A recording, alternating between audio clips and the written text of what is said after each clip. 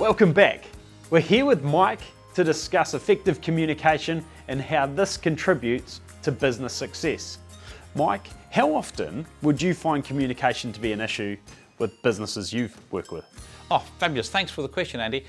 I find that communication is the number one issue that comes up. Whenever we do team days with companies or we go in-house and do in-house training, and I say to people, what do you want to get out of this training? Inevitably, communication is going to come up multiple times.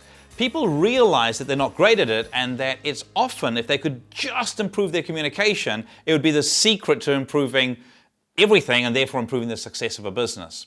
So we often get people to define, what do you understand by communication? It's really interesting. People often go, oh, it's about talking to people. You go, oh, great. So if I talk to you, does that mean I'm an effective communicator? People go, oh, no, you've got to listen. I go, great. So I'm listening and you're talking. Am I an effective communicator? People go, no. And we keep going around like this until finally somebody goes, no, it's about understanding. And so when we talk about communication, what we're talking about, effective communication is the understanding between two or more people. And with engineering companies, I often use the 7 C's of communication. When you can be clear and concise, concrete, correct, coherent, complete, and courteous, and you can tick all of those off, you kind of know you're going to have communicated effectively. But a tip for people when they're working in the busyness of the day, because obviously you're not going to sit there going, okay, there's that, did I do that, did I do that, is to actually go, great. If I'm talking with you and I suspect that maybe I haven't communicated well, is to take ownership for communication and to go, to make sure I have been clear, would you please tell me what you heard me say? Or to make sure I've been clear, can you tell me what you're about to go and do? And by checking in with somebody else, it's a great way of making sure that the way you're communicating is effective. But effective communication is more than just the talking. It's the words you use in and around the company. Language defines culture, and culture creates language. And so the two of them are interconnected very strongly.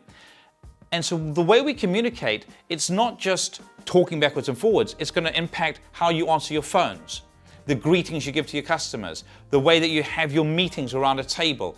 All of those will be essential in getting a culture where people feel they can succeed. So when we start to look at what's gone wrong with businesses or what's gone wrong on a project, inevitably what you will find is that there's been miscommunication.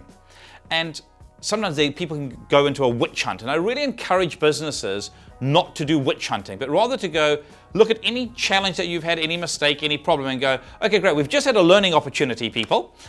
What have we learned from that? And so when we can go, what do we learn? And how will we make sure we don't repeat that again?